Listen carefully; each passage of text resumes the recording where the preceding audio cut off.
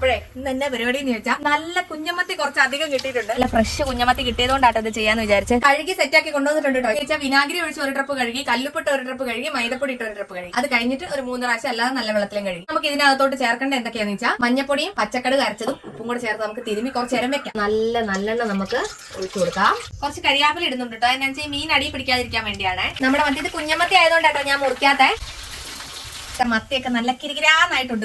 ഇതെല്ലാം ഒന്ന് കോരാം. നമുക്ക് നിറയെ കരിയാപ്പില വറുത്ത് കോരാം. അപ്പൊ ദേ നമ്മുടെ കരിയാപ്പില നല്ല കിലാന്നായിട്ടുണ്ട്. ഇനി നമുക്ക് ഇഞ്ചിയും വെളുത്തുള്ളിയും പച്ചമുളകും നല്ല ചാറിന് കൊഴുപ്പ് കിട്ടാൻ വേണ്ടി ഞാൻ നന്നായിട്ട് എല്ലാം ഒന്ന് ക്രഷ് ചെയ്തേക്കുന്നത് കേട്ടോ. മുളക് പൊടിയും കായപ്പൊടിയും ഉലുവാപ്പൊടിയും ഒക്കെ എടുത്തിട്ടുണ്ട് കേട്ടോ. നമ്മുടെ പൊടികളൊക്കെ ഇട്ട് കൊടുക്കാം. ഇനി നമുക്ക് വിനാഗിരി ഒഴിച്ചു കൊടുക്കാം. നമുക്ക് ആവശ്യത്തിന് ഉപ്പും കൂടെ ഇട്ട് കൊടുക്കാം. വറുത്ത കരിയാപ്പില ഇതിട്ടിട്ട് 20 കിലോ മീൻ വെട്ടി വറുത്ത് വന്നപ്പോ ഇത്ര കേട്ടോ 3-4 കിലോ ഉണ്ട്. നമ്മുടെ മീൻ അങ്ങോട്ട് ഇട്ട് കൊടുക്കാം.